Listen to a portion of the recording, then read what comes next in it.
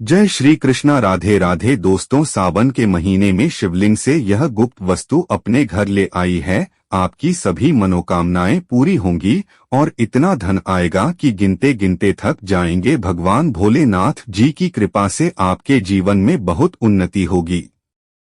शिवलिंग से यह गुप्त वस्तु हम भी अवश्य लाते हैं, जिससे घर में अन्न धन वैभव की वृद्धि होती है और पितृदोष, राहु दोष, कालसर्प दोष जैसे दोष दूर होते हैं। यहाँ तक कि शत्रु भी कांपते हैं। बिना पूजा पाठ, व्रत, धूप, दीप या जल अर्पण के ही इसका फल मिल जाता है और भगवान शिव विशेष आशीर्वाद देते हैं। दोस्तों, हिंदू धर्म में सावन के महीने का बहुत अधिक महत्व होता है। यह महीना हिंदू पंचांग का 5वां महीना है और भगवान शिव को समर्पित होता है। इस महीने में शिव भक्त विधिवत पूजा अर्चना करते हैं और सावन के सोमवार का महत्व और भी बढ़ जाता है। धार्मिक मान्यताओं के अनुसार सावन के महीने में भगवान शिव और माता पार्वती की विधि विधान से पूजा करने से भक्तों की मनोकामनाएं पूरी होती हैं और सावन के सोमवार व्रत रखने से भोलेनाथ की विशेष कृपा प्राप्त होती है। दोस्तों, इस बार 11 जुलाई से सावन की शुरुआत होगी और 9 अगस्त को समाप्त होगा। इस सावन में 4 सोमवारी व्रत होंगे। पहला 14 जुलाई को, दूसरा 21 जुलाई को, तीसरा 28 जुलाई को और चौथा 24 जुलाई को। सोमवारी व्रत 4 अगस्त को है। कहा जाता है कि इस सावन महीने में यदि कोई भी व्यक्ति भगवान भोलेनाथ की थोड़ी सी भी पूजा या साधना कर लेता है तो उसकी सभी मनोकामनाएं पूरी होती है, जीवन के सभी कष्ट समाप्त हो जाते हैं और उसके जीवन में धन का आगमन शुरू हो जाता है। भक्तों, वीडियो आगे शुरू करते हैं उससे पहले भगवान भोलेनाथ के सच्चे भक्त लाइक जरूर करें। भगवान भोलेनाथ जी का आशीर्वाद सीधे आपको प्राप्त हो सके। दोस्तों, आज की इस वीडियो में हम आपको बताएंगे कि सावन के दिनों में आपको भगवान भोलेनाथ के मंदिर जाकर किन किन वस्तुओं को भगवान को अर्पित करना चाहिए और वहां से क्या क्या लेकर आना चाहिए, ताकि आपके घर की गरीबी, दरिद्रता, परेशानी का दौर, दिक्कतें हमेशा के लिए खत्म हो जाएं और दूसरी ओर आपके घर में सुख, समृद्धि, यश, वैभव और ऐश्वर्य की प्राप्ति हो। ध्यान रखिए दोस्तों, सावन के महीने का इंतजार हर व्यक्ति इसीलिए करता है ताकि उसे भगवान भोलेनाथ का आशीर्वाद मिल सके। कहा गया है कि देवों के देव भगवान भोलेनाथ यदि किसी व्यक्ति को आशीर्वाद दे दें तो उसका साक्षात्कार भी कुछ नहीं बिगाड़ सकता। इसीलिए आज की इस वीडियो में हम आपको बताएंगे कि कैसे आप सावन के इस पावन माह में भगवान भोलेनाथ को प्रसन्न कर सकते है, कैसे उनका आशीर्वाद प्राप्त कर सकते हैं और सावन के दिनों में शिवलिंग की पूजा कैसे करनी है, वह भी विशेष उपाय करते हुए साथ ही आपको बताएंगे कि शिवलिंग पर क्या क्या चढ़ाना है और वहां से अपने घर क्या क्या लेकर आना है, ताकि आपके घर में अन्न और धन का भंडार कभी कम न हो। देखिए दोस्तों, आपके जीवन में चाहे कितनी ही बड़ी परेशानी हो, कितनी ही बड़ी दिक्कत क्यों ना हो, मान लीजिए आपके जीवन में धन की समस्या है या आप नौकरी पाने के लिए बहुत ज्यादा परेशान हो चुके हैं, आपके शत्रुओं ने आपको घेर लिया है या संतान की प्राप्ति नहीं हो पा रही है, तो एक बात का ध्यान रखिएगा कि सावन के पावन दिन ऐसे होते हैं जिन दिनों कोई भी व्यक्ति अगर थोड़े से उपाय कर लेता है और भगवान भोलेनाथ की सच्ची श्रद्धा से पूजा करता है तो उसकी कितनी भी बड़ी मनोकामना या कितना भी बड़ा कष्ट हो वह दूर हो जाता है और उसकी मनोकामना पूरी होती है। दोस्तों, मान लीजिए आपके ऊपर कोई दोष लगा हुआ है, जैसे वास्तु दोष, शनि दोष, प्रकृति दोष या कोई अन्य दोष, तो आपको सावन सोमवार के दिन थोड़ी सी पूजा करनी है और आपका दोस्त समाप्त हो जाएगा। आपके जीवन से सारी परेशानियां चली जाएंगी और आपके जीवन में जो धन आना रुक गया था उसका आगमन फिर से शुरू हो जाएगा। मानकर चलिए कि इसके बाद आपके जीवन में कभी कोई परेशानी नहीं रहेगी। बस दोस्तों, आज की इस वीडियो को अंत तक देख लीजिए और मानकर चलिए कि भगवान भोलेनाथ के आशीर्वाद से आपकी सभी मनोकामनाएं भी पूरी होंगी और आपके जीवन की अभी परेशानियां भी समाप्त हो जाएंगी। देखिए, एक बात कही गई है कि जब भी हम भगवान भोलेनाथ की पूजा करें तो हमें धैर्य और विश्वास रखना चाहिए और पूरी श्रद्धा के साथ उनकी पूजा करनी चाहिए क्योंकि भगवान भोलेनाथ अत्यंत भोले हैं और किसी भी व्यक्ति की थोड़ी सी पूजा या साधना से ही तो प्रसन्न हो जाते हैं। इसीलिए दोस्तों, सावन सोमवार के दिन कुछ बातें हैं जो आपको अवश्य जाननी चाहिए, क्योंकि यदि आप सावन सोमवार के दिन भगवान भोलेनाथ के सामने पूजा करने जा रहे हैं तो याद रखिए, अगर आपसे कोई गलती हो गई तो भगवान भोलेनाथ आपसे क्रोधित हो सकते हैं, और यदि आपने सही तरीके से पूजा की तो उसी दिन आपको भगवान भोलेनाथ का आशीर्वाद प्राप्त होगा और उसके बाद आपके जीवन में कभी कोई परेशानी नहीं आएगी। हम आपको एक एक बार विस्तार से बताने जा रहे हैं, इसलिए इस वीडियो को अंत तक जरूर देखिए। सबसे पहले आपको भगवान भोलेनाथ के मंदिर जाना होगा, क्योंकि जितने भी उपाय बताए जा रहे हैं यह मंदिर में किए जाने वाले उपाय है। देखिए, अक्सर कई लोग हमसे पूछते हैं कि गुरुजी, हमारे घर पर शिवलिंग है क्या, हम घर पर ही पूजा नहीं कर सकते? तो इसका उत्तर है नहीं दोस्तों, आपको मंदिर जाना ही पड़ेगा, क्योंकि मंदिर का शिवलिंग और घर के शिवलिंग में बहुत बड़ा अंतर होता है। मंदिर के शिवलिंग की पूजा आपके घर के शिवलिंग की तुलना में करोड़ों गुना अधिक होती है। उसमें इसी सकारात्मक ऊर्जा होती है कि अगर आप वहां थोड़ी सी भी पूजा कर लेते हैं तो उसका फल तुरंत मिलता है और आपके जीवन की हर परेशानी समाप्त हो जाती है। तो आपको जितने भी उपाय आज बताए जा रहे हैं वे सब मंदिर में ही करने हैं।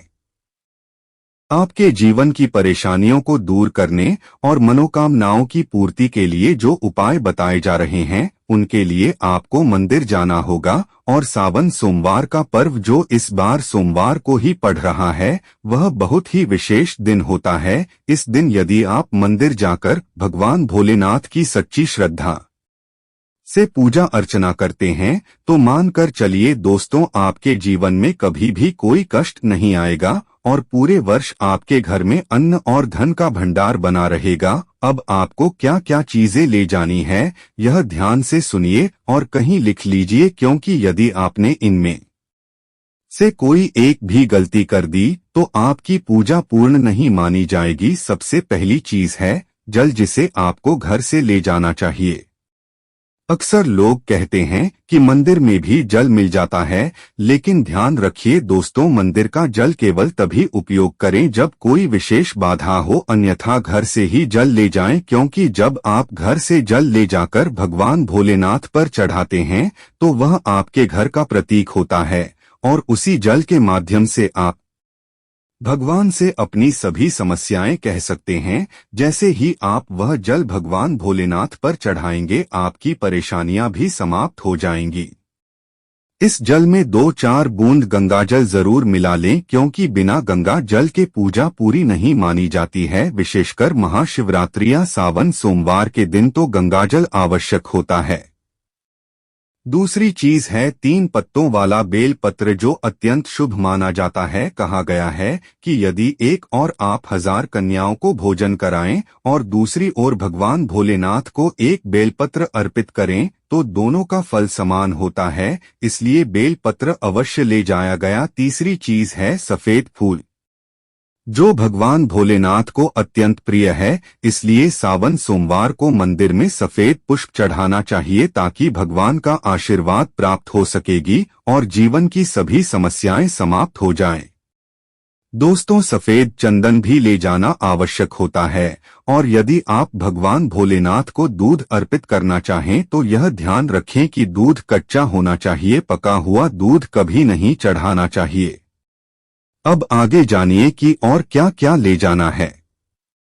यदि आप चाहते हैं कि आपकी सभी मनोकामनाएं पूरी हो तो एक छोटा डिब्बा लें और उसमें काली मिर्च भर ले। फिर एक लाल कपड़ा लें जिसमें लौंग और कपूर रखें और उसे मौली धागे से बांध लें।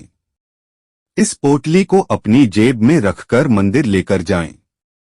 सिर्फ इतनी ही चीजें आपको ले जानी है। अब आपको यह जानना है कि आज के दिन पूजा कैसे करनी है, तो चलिए आपको बताते हैं। ध्यान से अंत तक सुनिएगा और जितनी भी चीजें आपको बताई जा रही हैं उन्हें आपको ले जाकर शिवालय में भगवान भोलेनाथ को अर्पित करना है और फिर कुछ चीजें शिवालय से वापस अपने घर यानी है ताकि आपको धन की प्राप्ति हो सके और आपकी हर मनोकामना पूरी हो जाए।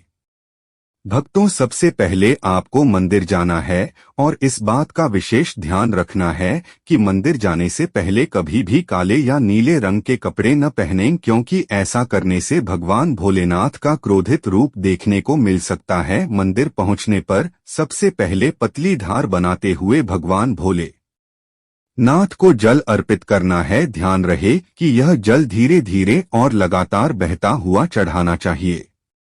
बाद आपको भगवान भोलेनाथ को चंदन लगाना है और फिर 3 पत्तों वाला बेलपत्र शिवलिंग पर रखना है। बेलपत्र अर्पित करने के बाद भगवान भोलेनाथ पर सफेद पोष पर चढ़ाना है। अगर आप चाहें तो भगवान भोलेनाथ को दूध भी चढ़ा सकते हैं, लेकिन यह दूध हमेशा कच्चा होना चाहिए, पका हुआ नहीं। इतना करने के बाद आपको वहां खड़े होकर 108 बार ओम नमः शिवाय का जाप करना है। ध्यान रहे कि यह जाप श्रद्धा और एकाग्रता के साथ करना है। अब आगे जो करना है वह यह कि जो डिब्बा आप काली मिर्च का लेकर गए हैं, उस डिब्बे को शिवालय में शिवलिंग पर गिरती हुई जल्द ही से स्पर्श कराना है और फिर उसे वापस अपनी जेब में सुरक्षित रख लेना है। उसी तरह जो लाल कपड़े की पोटली आप लौंग और कपूर के साथ ले गए हैं, उसे भी शिव धारा से छुआकर घर वापस अपनी जेब में रख लेना है। इसके बाद आपको यह करना है कि जिस लोटे में आप पानी या दूध लेकर गए थे उसमें शिवरले से गिरता हुआ थोड़ा सा जल भरकर वापस ले आना है। ध्यान रखिए कि जो जल या दूध आप घर से लेकर गए थे उसे पूरा का पूरा भगवान भोलेनाथ को अर्पित कर देना है और वापस नहीं लाना है। केवल वही जल वापस लाना है जो शिवलिंग पर चढ़ने के बाद नीचे गिर रहा है। हो सकता है आपके मन में सवाल आया कि जब इतने लोग वहां पर पानी चढ़ा रहे हैं तो उसमें से कौन सा जल जलने, तो उसकी चिंता न करें, क्योंकि शिवलिंग पर चढ़ाया गया जल अमृत समान पवित्र हो जाता है और उसे ही घर लाना चाहिए। कहा जाता है कि कई देवी देवता अदृश्य रूप में शिवलिंग के पास खड़े रहते हैं ताकि शिवलिंग से गिरता हुआ पवित्र जल वे स्वयं धारण कर सकें। इतना पवित्र होता है शिवलिंग से गिरता हुआ जल, इसीलिए आपको शिवलिंग से गिरता हुआ थोड़ा सा जल अपने लोटे में ले लेना चाहिए। बस कुछ बूंदें ही पर्याप्त है। अब आपको करना यह है कि उस जल को लेकर घर वापस आना है और घर लौटते ही उस जल को अपने घर के लोगों पर हल्का हल्का छिड़कना है। साथ ही घर के हर कोने और मुख्य द्वार पर भी वह जल छिड़क देना है। बस इतना ही करना है और मान लीजिए पूरे साल आपके घर में कोई नकारात्मक शक्ति प्रवेश नहीं कर पाएगी और अगर कोई व्यक्ति आपके घर पर काला जादू या काली विद्या करने की कोशिश करेगा तो वह भी असफल रहेगा, जिससे आपके घर से नकारात्मक शक्तियां दूर होंगी और सकारात्मक ऊर्जा का वास होगा। आप जो काली मिर्च आप भगवान भोलेनाथ के शिवलिंग से स्पर्श करा कर लाए हैं उसे अपने पूजा घर में रख दें। यह काली मिर्च का डिब्बा आपके पास रहेगा और जब भी आप किसी शुभ कार्य जैसे व्यापार की बैठा था, नौकरी प्राप्ति या किसी विशेष काम के लिए बाहर निकले तो घर के मुख्य द्वार पर इस काली मिर्च को रखकर उसे अपने पैर से कुचलते हुए निकले। ऐसा करने से आपके काम में आने वाली सभी बाधाएं भगवान भोलेनाथ के आशीर्वाद से अपने आप दूर हो जाएंगी और जिस भी काम के लिए आप जाएंगे उसमें निश्चित ही सफलता प्राप्त होगी। दोस्तों, सावन सोमवार के दिन भगवान भोलेनाथ का साक्षात आशीर्वाद मिलता है और आपके जीवन की हर परेशानी समाप्त हो जाती है। सावन सोमवार की रात को आप सभी प्रकार की बुरी और अनिष्ट शक्तियों से छुटकारा पा सकते हैं। जो लोग भगवान भोलेनाथ और माता पार्वती की पूजा करना चाहते हैं वे इस दिन अपने घर में शिवलिंग स्थापित कर सकते हैं, पर ध्यान रखें कि जो भी शिवलिंग रखें वह अभिमंत्रित होना चाहिए। आप कोई भी शिवलिंग जैसे स्फटिक का या नर्मदेश्वर शिवलिंग रख सकते हैं, लेकिन उसे मंत्रों द्वारा विधिपूर्वक अभिमंत्रित कर लें और फिर अपने घर पर भगवान भोलेनाथ का पूजन करेगा। 1 लोटा जल शिवलिंग पर चढ़ाएं, क्योंकि सावन सोमवार को मंदिरों में बहुत अधिक भीड़ होती है और यह भीड़ ही सावन के इस पावन माह में चारों ओर एक अद्भुत और सुंदर वातावरण बना देती है। जहां कोने कोने में शिव भक्त दिखाई देते हैं। अगर आप मंदिर में नहीं जा सके या ठीक से जल नहीं चढ़ा पाए तो घर में ही शांति से पूजा करें। गन्ने का रस, पंचामृत, दूध, दही, घी, शहद, शक्कर मिलाकर अभिषेक करें। फिर भगवान भोलेनाथ का श्रृंगार करें, चंदन चढ़ाएं, अक्षत अर्पित करें और जनेऊ अर्पित करें। थोड़ा सा चंदन का इत्र भी अर्पित करें, क्योंकि चंदन का इत्र विशेष रूप से भगवान शिव को बहुत प्रिय है। भगवान के पसंदीदा पुष्प चढ़ाएं, जैसे मेहर के सफेद पुष्प, कमल, गुलाब और बेलपत्र। यह सभी फूल भगवान भोलेनाथ को प्रिय है। साथ ही 5 बेलपत्र अवश्य चढ़ाएं। आप चाहें तो बेलपत्र पर श्री श्री ओम नमः शिवाय या राम राम लिखकर अर्पित कर सकते हैं। बेलपत्र का चिकना भाग ही उपयुक्त होता है और यह सीट शिवलिंग पर अर्पित करना चाहिए। ध्यान रखें कि बेलपत्र कटे फटे नहीं होने चाहिए, क्योंकि भगवान को हमेशा पूर्ण सामग्री अर्पित करनी चाहिए।